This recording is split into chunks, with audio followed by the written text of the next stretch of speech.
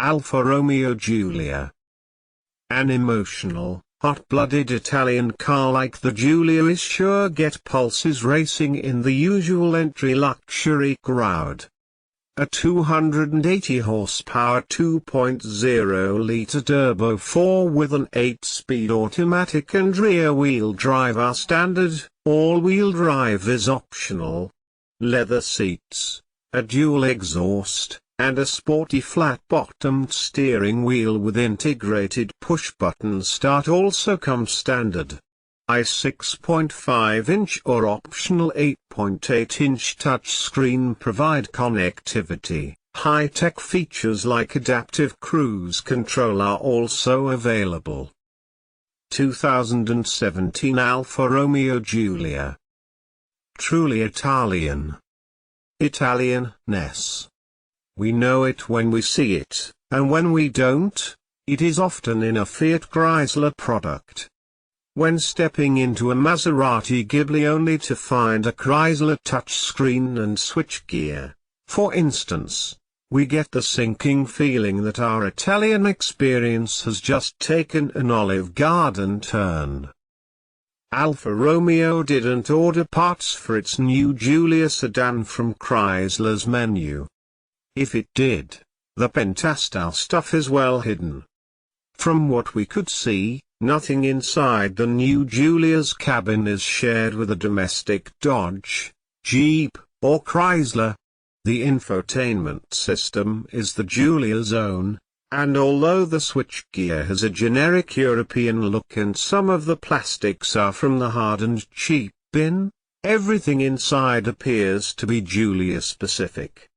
Italianness inside is good, but what's even better is that the engines are made and designed in Italy. Alfa Romeo is offering US customers 2 engines when the car goes on sale early next year. We're told a few 505 horsepower Giulia Quadrifoglios might be sold before the end of the year to some lucky early adopters. FCA actually reported 7 of the cars sold in September.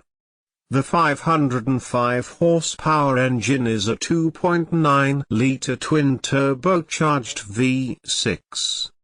Derived from the Ferrari California T's 3.9-litre V8, the Alfa engine is odd in that it's a 90-degree V6 without a balance shaft to quell vibration created by the inherently unbalanced configuration. Alfa Romeo engineers tell us they wanted the slightly raucous sound produced by the 90-degree 6. Its voice is a bit hoarse and snarly, but it doesn't have to rely on piped-in noise to fill the cabin with engine sounds. I'm not supposed to review that version, you can read our full review of that one here, but it's hard to resist talking about the Quadrifoglio. It's that good. Bad Quiroga. Get back to the slower Giulias, ed. Turbo 4, all new and filled with spirit.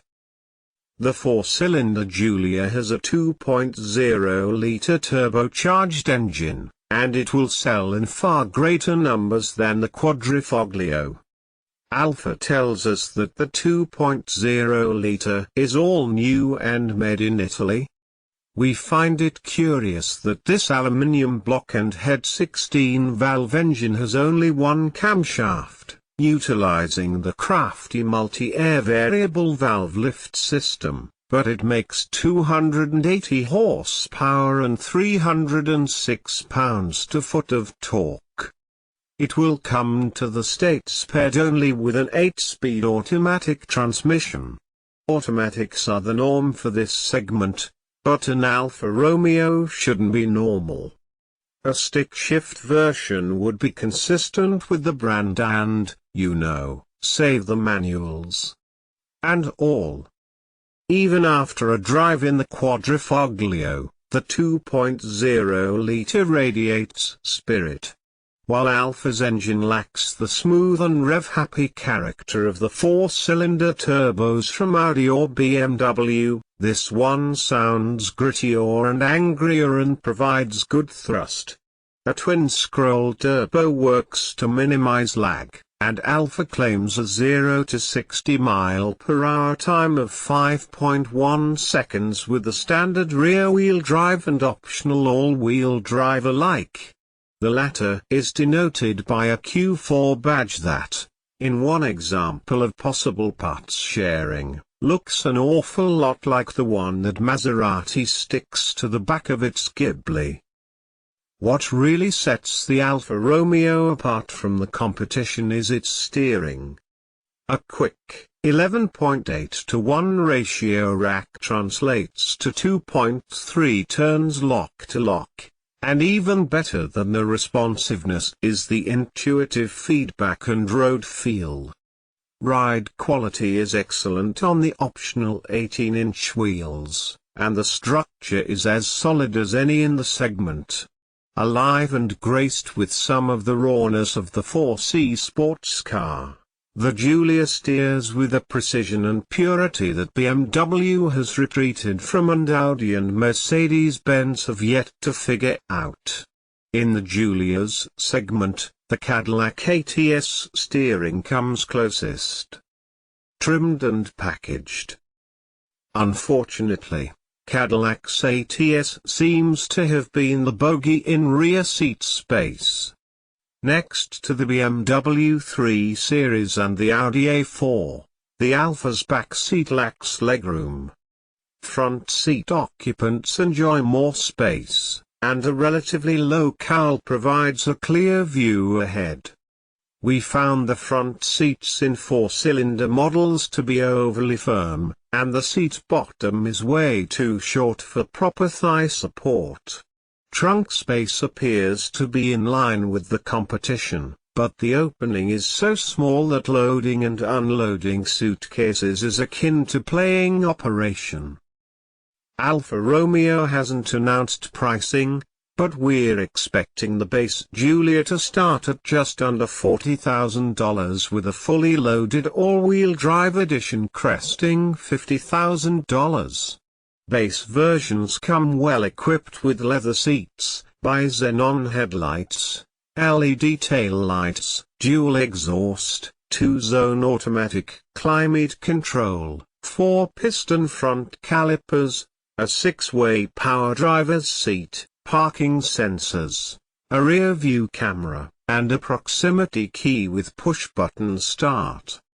Moving up to the T-trim level adds heated front seats, a larger, 8.8-inch, touchscreen, wood dashboard trim, and 18-inch wheels. While the differences between the base Giulia and the T are minor, opting for the T allows for the addition of the Lusso package, which brings softer leather seats, different wood trim, and Lusso-specific 18-inch wheels. What we found more compelling was the available Sport package.